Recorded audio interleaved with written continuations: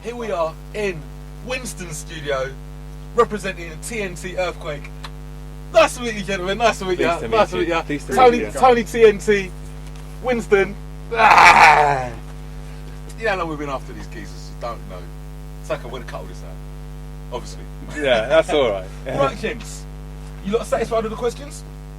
Yeah. It's just the one about the Yeah, cool. We'll cross that bridge when we get it. Yeah. Right.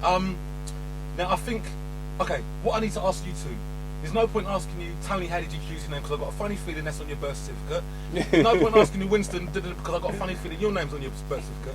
But the name Earthquake, how did you come about that? Earthquake TNT. Yeah. Well, it's not called Earthquake TNT. It's just called Earthquake. So where am I getting the TNT from? TNT is my artist name. Oh, okay. Yeah, okay. TNT Roots. Okay. Because I've always loved roots music.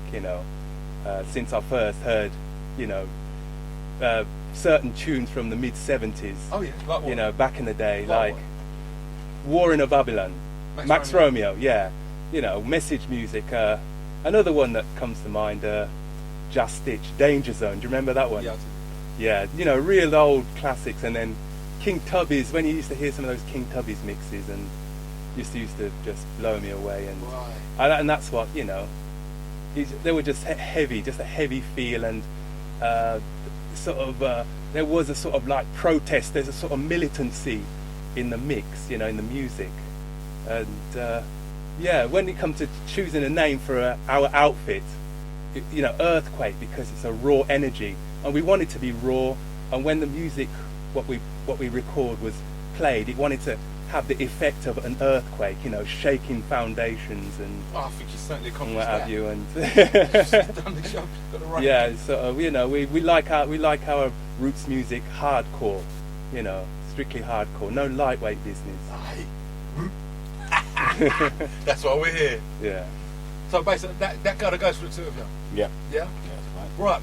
You first. What make you? How you start getting into the roots music? That's Well, what I want heard to a know. track called Kingston 11. RaS. Yeah. Big side of that. That was the one for me. Okay. Is that what I mean? No, what I want to know is what got you into making music? Well, What made you decide you want to do it? I was doing sound systems when I was really young, like about 15, 16, that kind of age, and I really realised I couldn't carry the sound system around anymore, so I thought, well, I'll try and do something else and learn to play a bit, and then I started doing that, doing music from there. Yeah, Winston had a sound called Ital, Okay. and I used to come around Winston's place, and he had it down the cellar, and them times it was it 12s then? It was old technology. It was 12-inch speaker in the big box, but it's only a 12-inch speaker. But he used to play Twinkle Brothers, Jehovah. I remember that one, and certain other tunes, Blood of the Wicked. Remember that one? Yeah, certain tunes, and there was no joke tune. Pure roughness coming out of Winston's cellar back then. So, and we just started. We said we have to play some of it. We have to try and emulate some of this stuff because it inspired us, So we sort of bought. Well, I bought a guitar. I started playing guitar about 17, and that. And Winston was like an electronics man, So he picked up a keyboard, and was playing tunes from that, sort of keyboard bass. I think back then no one was playing keyboard bass. No one was playing keyboard bass, It was only Winston and I used to, we used to just jam together. We had a drum set down there, and we had a few other guys. We had a little group, didn't we? Yeah. We had a little group and everything, and we used to jam every Sunday, like practice. It's like groups. We weren't doing any gigs or anything, but we just used to play, and it just developed until we just played all through the years till the early 90s, about 93, isn't it? Yeah, And that's 92, was it? Yeah, 92, and that's when we say, yeah, let's do something, you know. And we called ourselves Earthquake, and we started to get a bit more serious now, you know, and start to, you know, draw tune. What made you decide to start releasing records? For me, I think we were leading up to it anyway, but I bought a tune from, I think it was one of Shaka's albums, Deliverance. Yes. Commandments of Dub Chapter 6, and you know who was on that? The Disciples. Mm-hmm. What a tune, honestly. And for me, this is, you know, I don't know from Winston's side, but for me, that tune did it for me. It says, yeah, I want to chime in as well. I want to sort of contribute to what's going on here, sort of thing, because there's a vibe inside. You know, Winston had the vibe inside as well. So, you know, that was the album for me. Russ and Lowell Bell Brown, Disciples, that did it for me. Yeah, he's Yeah. back to it, I'll tell you that. Yeah. He's gonna watch this. Yeah, I've got a lot of respect for Russ. Yeah, A man. lot of Yeah, respect. man. The Disciples. Gentlemen, I want to ask both of you a question now. This roots music that we love today, in your opinion, where does it come from originally? I'd say, well, Jamaica, really, I think, because I'm going to ask both of you, so Yeah. you next. yeah, it's Jamaica because you know, there was sort of there's certain areas of, well, Kingston, certain parts of, you know, in Jamaica where people was feeling it, you know, and they wanted to express it, and it's an outlet. The music's an outlet to express their problems, you know, and you know, and there's hope in life, you know, through the Almighty, you know, there's something beyond all this illusion, and that's where it comes from anyway, as far as I'm concerned. Same question to you. well, Where does music, roots music, originally, in your opinion, where does it come from?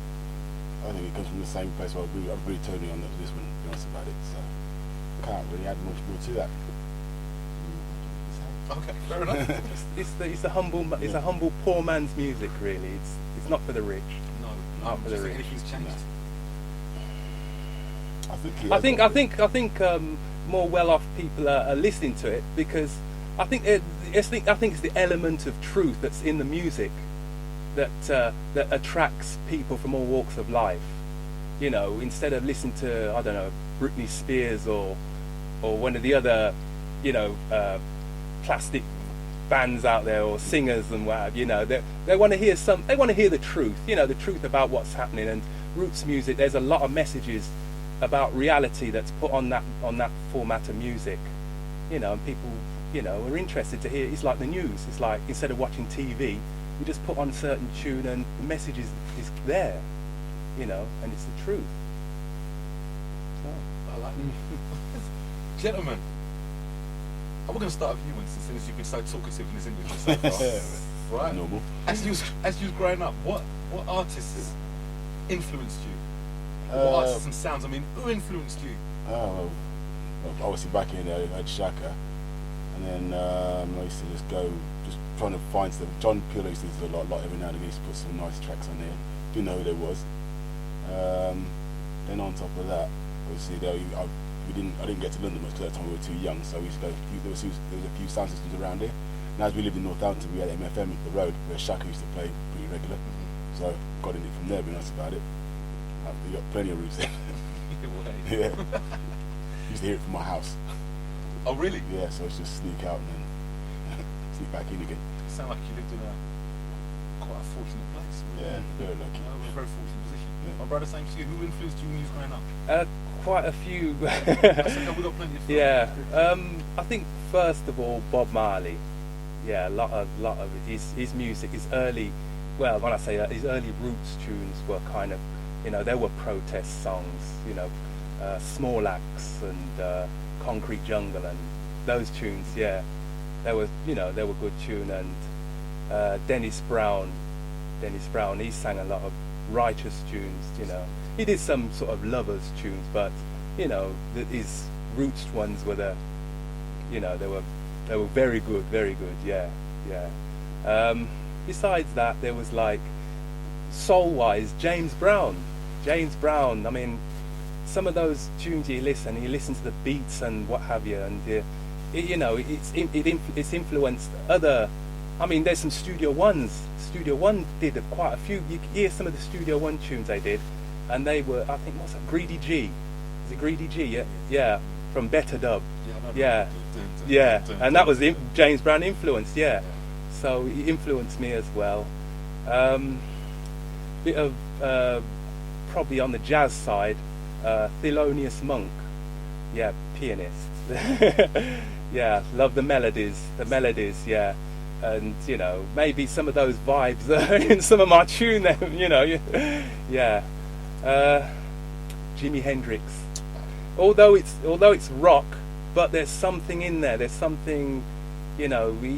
He's like, he just touched the guitar and he's playing. It was like that.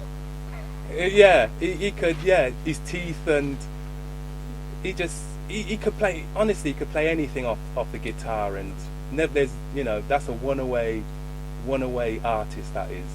I don't think we'll ever see another one like Jimi Hendrix.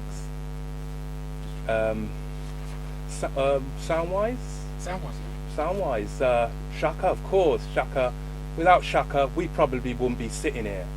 You know, we wouldn't be sitting here talking about this, because, you know, Shaka's a soldier. You know, he's you know, when people went on to Slang Tang, you know, under me Slang Tang we are no, you know, and doing all that sort of thing, Shaka was still marching on. You know, marching on. You could see he was marching on, and probably playing to a few people. You know, but still on the case, sort of thing. You know, so without Shaka, nothing too tough going on. Abashanti, back in the early 90s and that. Sounds of Jah Lightning and Thunder. Yes, and it meant it. It said what it did on the tin, you know.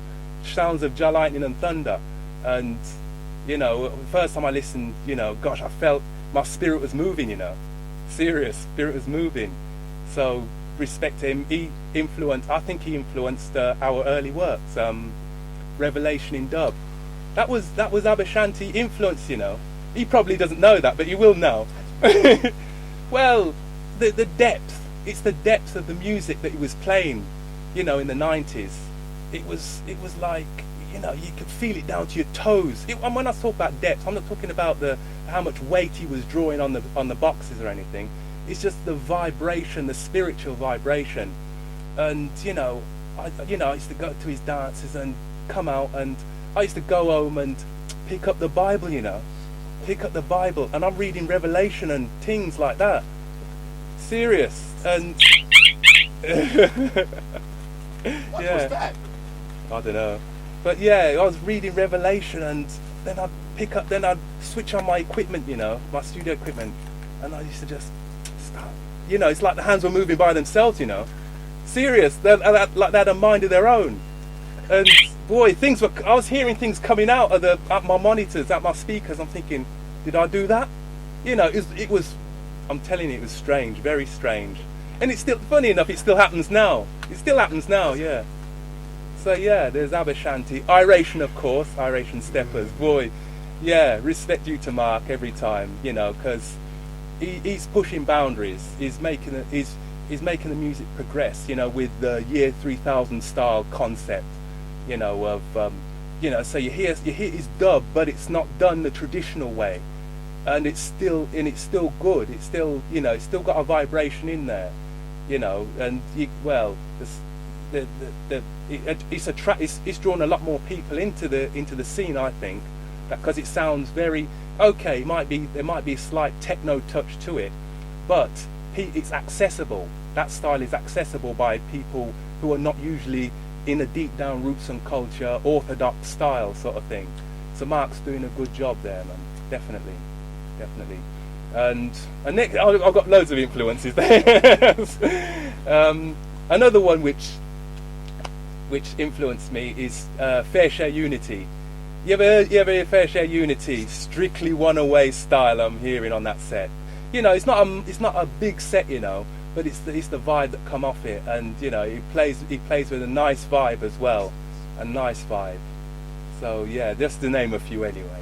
That's everyone. I mean, listen, this question in a way is not fair on YouTube, because at this moment in time, you're not pushing out no sound system. No. Studio based. Studio based, yeah. I'm going to ask it anyway. Seeing as you just give us this roll call of sound systems, right? Given the current climate in which sound systems are struggling, I think we all agree that it's not easy out there. It's not easy, no. Credit crunch, etc. Yeah. That they tell us about. No smoking ban, lack of venues, noise limitation, etc. What do you see for the future of sound systems? Do you think sound systems have got a future? Yeah, definitely. Definitely got a future. I mean, it's because it's a positive thing. I mean, the sound man. Well, I'm sure most sound man, they believe in the Almighty, and they look to the Almighty and walk in His light, and the Father will never let us down who have faith in Him. Simple as that. Simple as that. You still got to do something about it. Yeah, you do. Oh yeah, where there's a will, there's a way. That's what it comes down That's to. for me. Hey? Help. You got to help yourself to be helped. That's right. That's right. What do you think, Winston? You think there's a future for sound systems? There is when like try and help the smaller sounds to get some venues. They could probably help a lot as well. Smaller sound systems. You can find smaller venues to play in. Then try and lobby and just take your time. You know what I mean? Get a good reputation, of course. You have to do that. And obviously, if the government changes and stuff like that, they do change all the time. So you might get a squeeze one day. They say no. Next week they might say yes. As long as you keep pushing it. If you give up, you're going to get nothing, are you? Gentlemen, Winston, I was speaking to you outside, and you basically said you haven't been to a dance for a little while.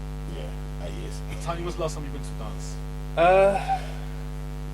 Just over a year ago. Just over a year. Just over a year, yeah. Okay, well, I don't think it's fair to address this question to Winston, since that he's been so busy, immersed in studio work, he's not really had the time to be sociable. But in your case, it has been observed that the makeup, the complexion of the crowd which attends rude sound system dances has changed over the years from predominantly black people to a multicultural. Why do you think this is happening? Well, I reckon the music is more accessible. It's more, it's almost. I mean, a lot of people. There's a club culture out there, and it's 4/4, isn't it? 4/4, and a lot of the roots tunes. Well, not a lot. I'll say some of them, because some of like one rock, but some of the roots and culture tunes, they're the 4/4.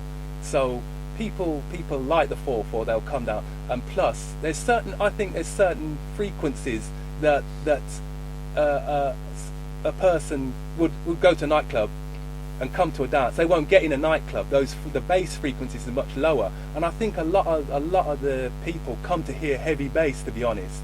But more importantly, which I'm hoping, is that they're actually checking for the spiritual message, because that's what the main aim of it is. The bass might be drawing down like thunder and this and that, but they must check what the words are said on the microphone, because that's the most important part. Gentlemen, are you lot au fait with Speaker Plan and Blood and Fire? Yes, I'll take from that smiley answers yes. Yes. Gentlemen, what do you think about You internet? first. What, the internet what? The question is, how do you feel about internet forums such as Speaker Plan or Blood and Fire? I haven't used it. Okay. That's that one. All right. Then. Yeah. See you, Tony.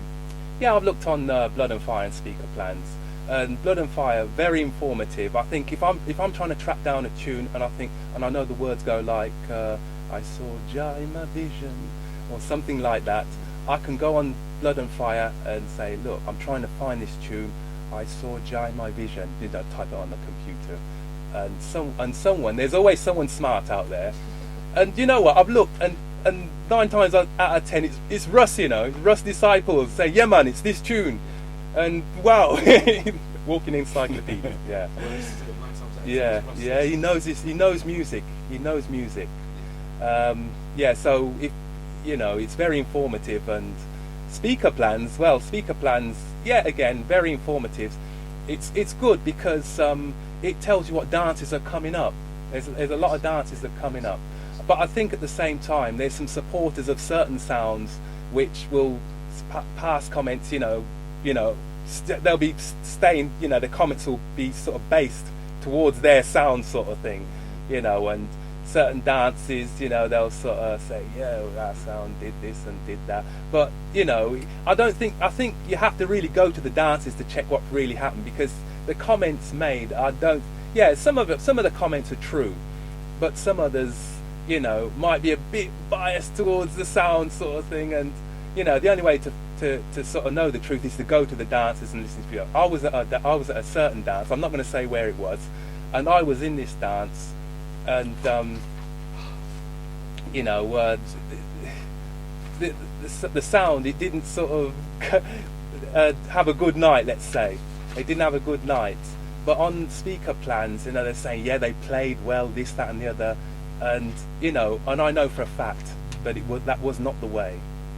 So I think the best thing is to check the dances. Yeah, you know, they say, yeah, this dance is coming up, and if you're interested, check it out, and you know, rather than take as gospel what is said on speaker plans. Gentlemen, another question. There has been talk of a Premier League. Are you not into football? You hear it now and again. Okay, now and again. It's sort of difficult to avoid it in this country. Yeah. Sort of national hypnosis and all the rest of it. But there's been talk of a Premier League of sound systems. What are your views? And we're going to talk to Winston, because Winston's really like, we got to sort of smack you with something that's not talking. You know what I mean? Winston, what do you think, man? Is there a Premier League in sound systems? Yeah, I think there is, but don't really need one. Should try and get to the, like I said, we're going to turn it to the Premier League, only the big sounds will be heard. Again, there'll be about 3 sounds, and then the rest of them will not be ever heard or seen. So there's no point having a sound system. It's supposed to be like smaller guys as well, and it's supposed to be there. They might have good tunes, but nobody gets to see them. So it's going to be like the football league in effect. What do you think, Simon? I think there is a top group of sound systems, but I think it's merely based on the equipment, on the specifications of their equipment. You know, the how much power they're sort of delivering when they play. I think that there should not be a premier of sound system. There should not be this and that. It's almost like a class. It's almost like a class difference, isn't it? You got your lower class and your upper class sound sort of thing. You know, we're equal. We're all working to the same aim, the same direction. So there should not be anything like that, really. I mean, if this Premier League exists, who would you consider is in it?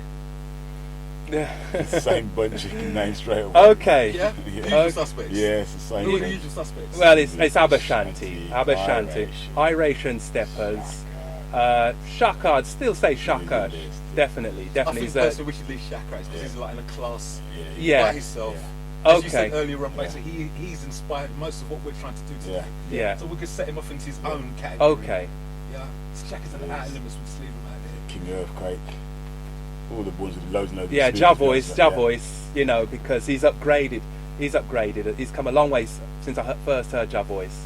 They've come a long way, and that's what I was saying. It's based on the specifications of their sound system, their hardware, and I think it appears that the more power a sound's got, the more they're up there. But that's not what the important thing is. It's the vibes, it's the way they play to the people and get the message across. That's the most important thing. It's more important than how much power, whether you got Turbo Max or you got PD 18, what they call 1850, or I don't know, something like that. Precision design. Precision devices, yeah.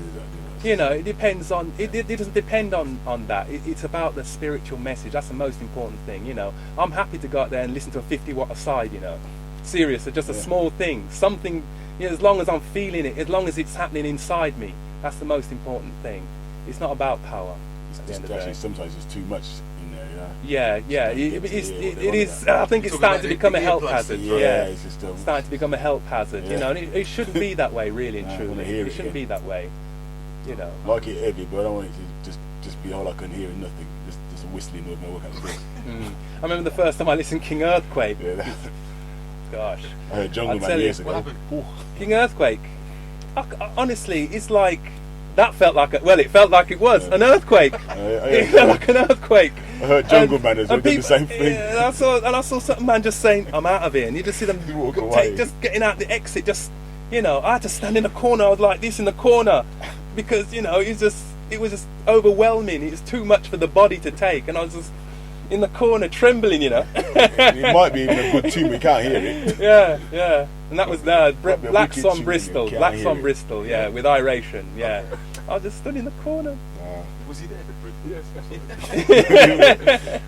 Can you still hear it? Yeah. Gentlemen, we're almost come to the end of the interview, right? And there's a question I should have asked you ages ago. I'm going to ask you now. And I'm going to start with Winston. Oh, Winston, what was the first record you ever got a record shop and buy? you laugh. Go on, tell me. Monster Mash. It was a mash. Yeah, that's it. Wicked. What be something to get his name, wasn't it? What be something? What means Wilson and cricket sort of cricket kickers. That long ago. Grip kickers, yeah. That's it. Yeah. So a question to you, Tony. I don't think you can top that though. No, I don't think I can somehow. Rockers Almighty Dub. Ah. Rockers Almighty Dub. You read the back of the sleeve, you know, and it said on it the hardest roots. How old were you? The roots rhythms, the hardest roots rhythms from the ghetto, you know, from the ghetto. How old were you? It was dub-wise like dirt, you know, and that's a template for our albums, you know. Tony. The hardest rhythms, dub-wise like dirt. That's how we work, you know, and Rockers Almighty for me is the template for all the stuff we do. I mean, no holding back. You know, now and again we do a nice tune, you know, now and again, but you know, most of the time it's pure lick down. How old were you, Tony, when you bought this record? 17. So that's your first record? Yeah. It was 7. No. Your first record when you were 17? Yeah, 17. Gosh. I used to have cassettes and that's stuff. cheap. Used to, you know, take tunes off Winston and stuff. Right. Used to record tune off people, geez. but you know, I started buying tune rockers, and I've still got it in the plastic sleeve, you know, same tune. And you know, when I first bought that tune, I just kept playing it over and over, turning B-side over again, and just kept. It was just like a loop. I was just running that tune like a loop. Honestly, I couldn't believe what I was hearing. You know, Dunza dub and you know, Freedom and Joy dub, and you know, wow, yeah. And that, I'm thinking, yeah, that's how we want to come, just like that sort of thing, just. You know, no half measures. No half measures. I think you've done exactly that, mate. Last question. In fact, no, 2 more questions.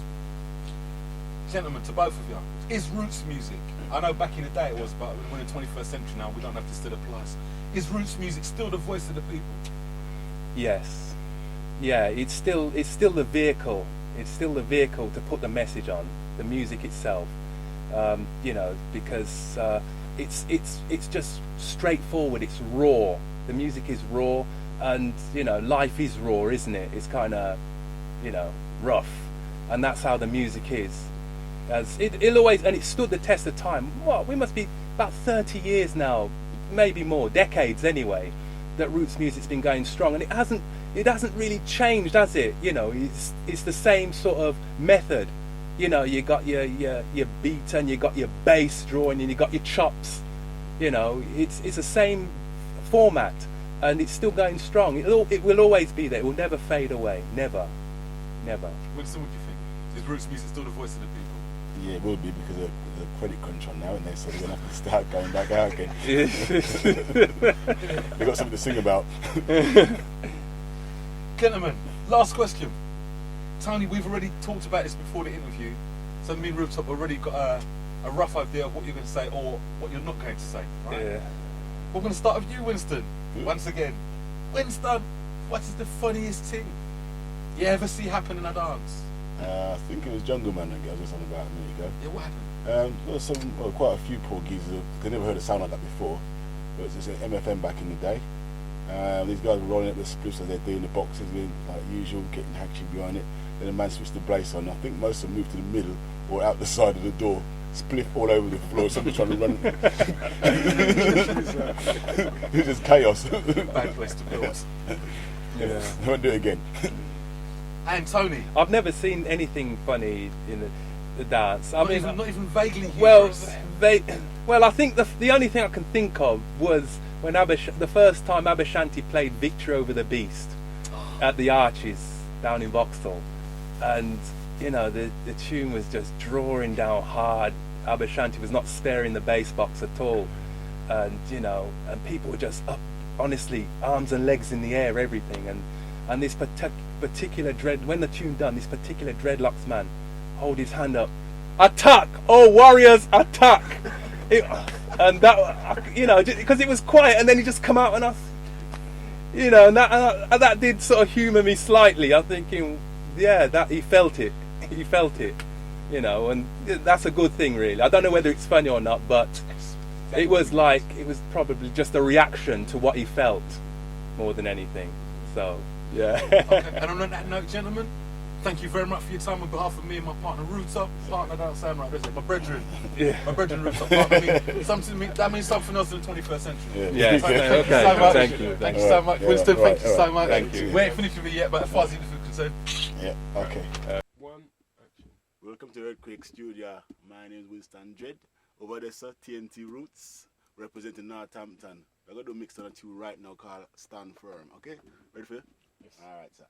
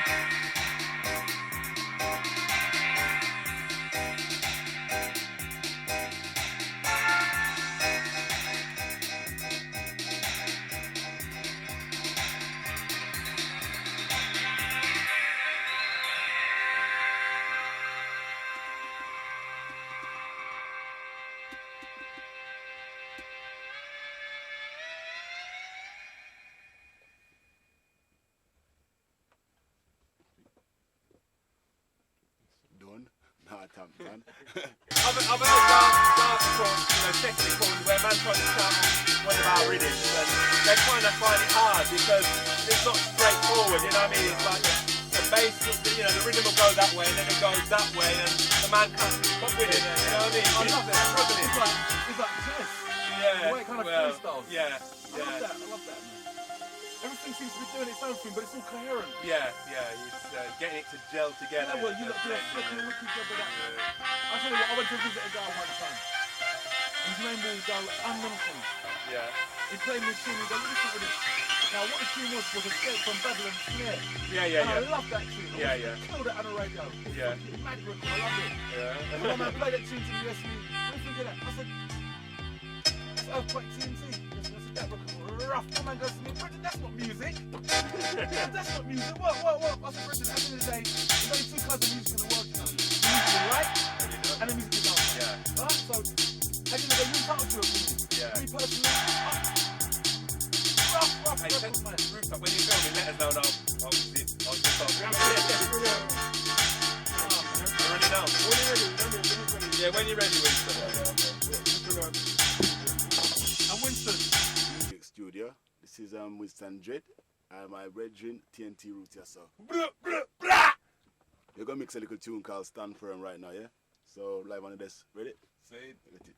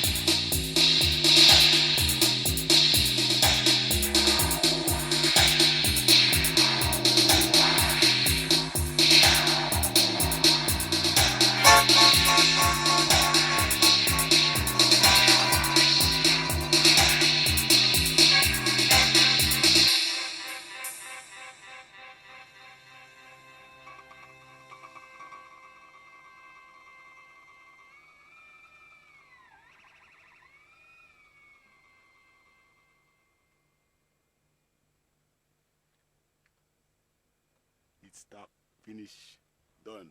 Earthquake.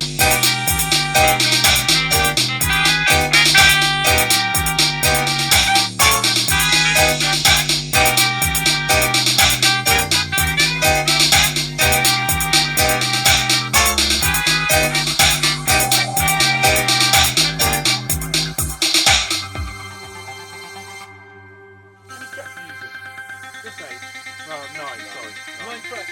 Is that all you'll ever use? No, it depends on the tune. Right.